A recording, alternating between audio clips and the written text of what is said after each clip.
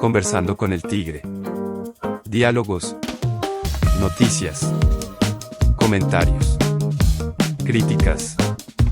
Clips. Y mucho más. Dirige Rubén Darío Sánchez Quintero. Hola, ¿qué tal amigos? Saludo cordial. Esta mañana en el municipio de La Dorada se firmó una importante APP entre el sector privado y el gobierno nacional de cara al desarrollo de la línea férrea Dorada-Chiriguaná en el Cesar. Contrato, o mejor, o una concesión por más de 2 billones de pesos en la que se plantea en lo que resta del año un transporte de carga alrededor de las 200.000 toneladas y para años próximos el doble de ella. Sobre este tema, sobre la nueva propuesta IP Conexión Centro alrededor de la autopista del Café y sobre el proyecto Aerocafé, dialogamos con el ingeniero Luis Alberto Giraldo, exsecretario de Infraestructura del Departamento de Caldas y ahora diputado caldense. Muy importante, hace unos 12 años se estableció para Colombia el Plan de Transporte Intermodal de Carga y Pasajeros. En ese plan de transporte, Caldas es un gran beneficiado porque aquí hay proyectos muy estratégicos que tenemos que terminar, como el aeropuerto del Café, el ferrocarril que vuelva a La Dorada y el ferrocarril que vuelva por el sector de Arauca y La Feliza, el tema de la navegabilidad del río Magdalena y el mejoramiento de las carreteras, estas autopistas que tenemos para el occidente, pero también una autopista que lleve otra vez a Magdalena. Hoy el presidente de la República está anunciando la primera APP de tipo férreo en Colombia. Eso es un hito muy significativo. Es el resultado de varios años y varios presidentes estructurando, pero este presidente la firmó en el municipio de La Dorada, que es de nuestro departamento, donde se va por fin a establecer en la base de un puerto multimodal, como se ha hablado durante muchos años, o de un terminal de transferencia de carga. Allí en La Dorada, en la vía que va para Norcasia, se va a instalar efectivamente un lugar donde llega el tren, donde hay un patio de maniobras, donde hay que colocar un patio de contenedores, donde van a colocar grúas, posiblemente una zona franca para el desarrollo, y esto va a generar que muchos camiones de toda la zona media del país lleguen allí a cargar mercancías que llegan desde el Atlántico o a colocar mercancías que van a irse por esos puertos. Dorada, Chiriguaná son 520 kilómetros aproximadamente, 210 de ellos van a ser renovados completamente todos los rieles, se van a colocar varios edificios, pero de Chiriguaná hacia arriba, hacia Cartagena, Barranquilla y Santa Marta, sigue el tren, entonces es una manera de conectarnos con el resto del mundo como estuvimos hace 50 años. Sabemos dónde es Dorada, nosotros los caldenses, pero ¿dónde es Chiriguaná? Ubiquémoslo. Chiriguaná queda en el Cesar. En el departamento del Cesar, uno coge río arriba, por el borde del río va al ferrocarril, entonces está Dorada, Puerto Berrío, Río Magdalena, Puerto Berrío, Barranca Bermeja, un poco más arriba de Barranca Bermeja, mucho antes de coger, por ejemplo, Mompox y los brazos de la Ciénaga, vamos a tener a Chiriguaná. Ese es un punto de desvío muy significativo, porque prácticamente en esa parte que ya está uno en el plan de Colombia hacia la costa, se va uno hacia Santa Marta, hacia Barranquilla o hacia Cartagena. Bueno, muy bien. Otro tema que es de actualidad es lo que tiene que ver con la nueva propuesta para la llamada autopista del Café IP Conexión Centro. Sabemos lo que se ha dado en las discusiones, estamos pendientes de la reunión con el gobierno nacional. No obstante, recientemente salió un documento muy bien elaborado del ingeniero Botero, un experto, y donde prácticamente habla de la inconstitucionalidad de esta propuesta. ¿Qué hay sobre el tema actualmente? Pues muchas cosas importantes. Voy a tratar de ser como lo más claro para que la comunidad nos entienda, Tigre. Mire, lo primero es que en el año 2027 se acaba la autopista del Café. Se acaba y no tiene extensión. Y entonces esos 7 peajes que hay ahí hay que tomar una decisión de qué hacer con ellos. La oportunidad es que esos 7 peajes hoy se resuman a menos peajes. Todos lo que queremos es que se quiten unos peajes de allí, porque esos peajes han limitado el desarrollo, no dejan que el área metropolitana se consolide. Aquí hay gente de Manizales que para ir a otras partes de Manizales paga peajes, para ir a La Rochela, para ir al kilómetro 41, para ir a Chinchiná se paga peaje. 17 municipios del departamento pagan 1, 2 o 3 peajes para llegar a Manizales. ¿Unos peajes específicamente cuáles? Los peajes que creemos que hay que retirar de este corredor vial que se llamaba Autopistas del Café, o que se llama así hasta el año que entra nomás, son los peajes que quedan entre La Trinidad y el Club Campestre. Ese peaje se llama Pavas, al lado donde hay un puente que están arreglando. Ese peaje hay que quitarlo y creemos que ya tenemos convencido a casi todo el mundo para quitarlo. Creo que ahí ya tenemos una ganancia y el peaje de Pavas sale. Hay otro peaje que sale de La Trinidad, cuando uno va para Medellín, ahí abajito se llama San Bernardo, yendo para La Manuela. Ese también hay que quitarlo, porque ese es un peaje que quita La competitividad hacia el kilómetro 41 no nos permite viajar cómodamente hacia La Rochela, hacia el sector de Santa Águeda, que los manizaleños y la comunidad de este sector pues lo utilizan muchísimo, y todos los turistas que vengan a esta zona van a querer usar ese desarrollo. Y hay otro peaje que queda ahí atrás, y ese sí sobra por ausencia de necesidad, y es que cuando quiten estos otros dos, en un triangulito, ahí hay uno que se llama Santa Águeda. Y creemos que los peajes deben de quedar en límites interdepartamentales.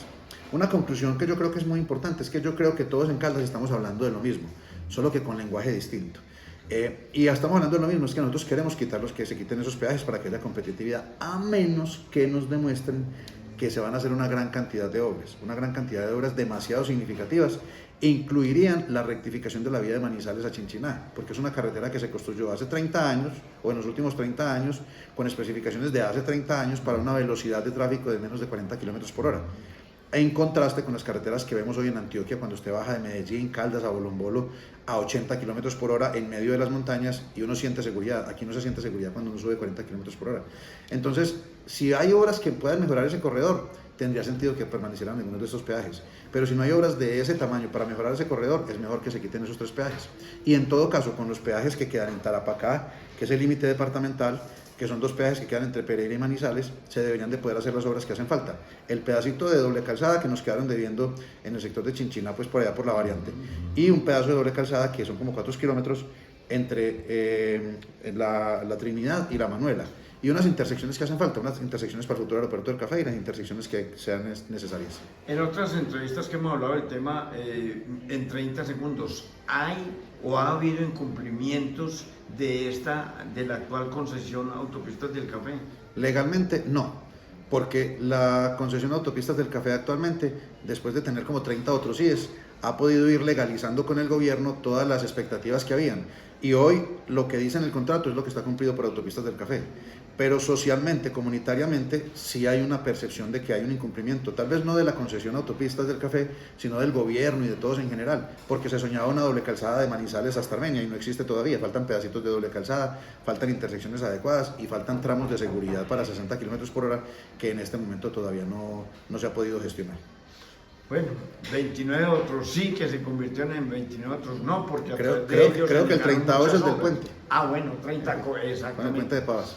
Bueno, ingeniero, finalmente el tema de Aerocafé, ¿en qué estamos? O sea, se ha cogido Aerocafé como caballito de batalla para campañas políticas, se conoce la voluntad y tal vez el proyecto no había avanzado tanto en un gobierno como en este, pero ¿en qué estamos en este momento este importante proyecto de región?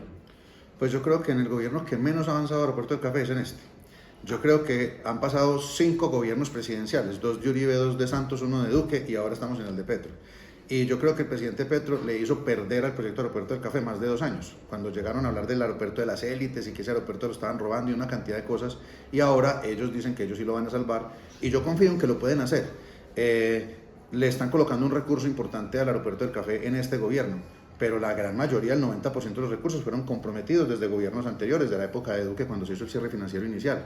El problema que tuvimos es que se hizo un contrato muy grande con una firma española que le quedó mal a la región. Y esa firma española, que hoy ya está liquidado ese tema y hubo un laudo arbitral, y bueno, ya eso es una etapa superada. ¿Eso sería culpa del gobierno? Eso es culpa de todos, de una compañía que lo hizo mal, del invierno y de un gobierno que en la supervisión no pudo tener como todos los ejercicios adecuados.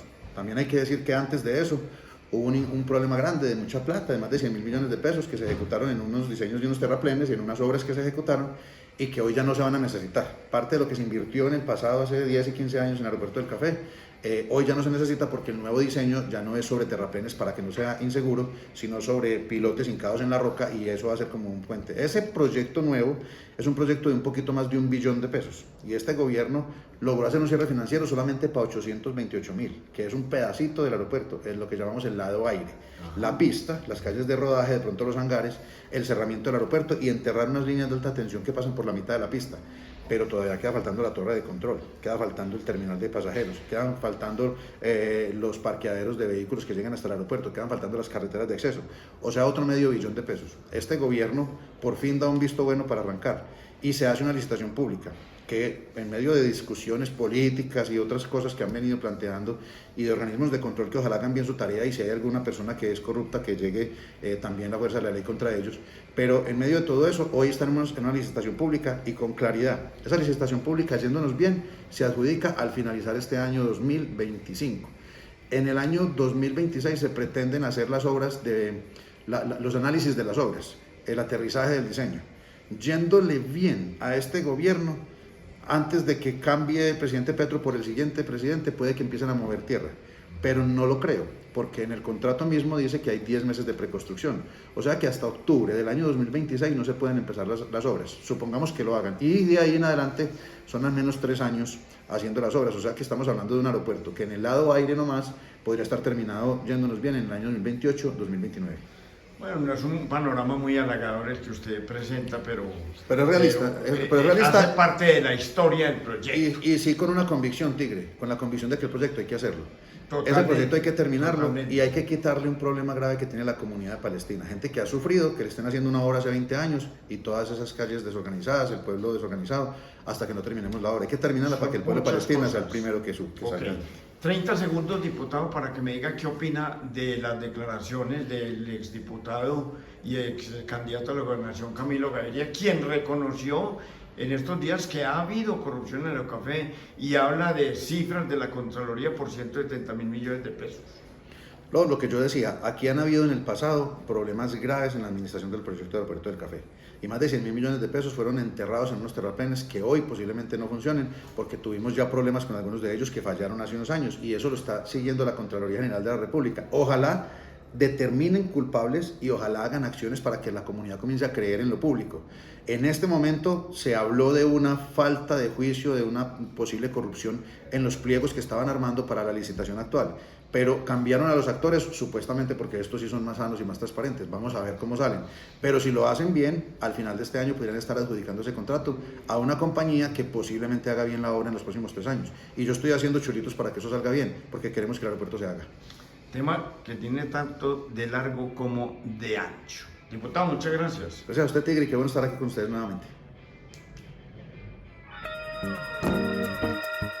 Conversando con el Tigre. Diálogos, noticias, comentarios, críticas, clips y mucho más. Dirige Rubén Darío Sánchez Quintero.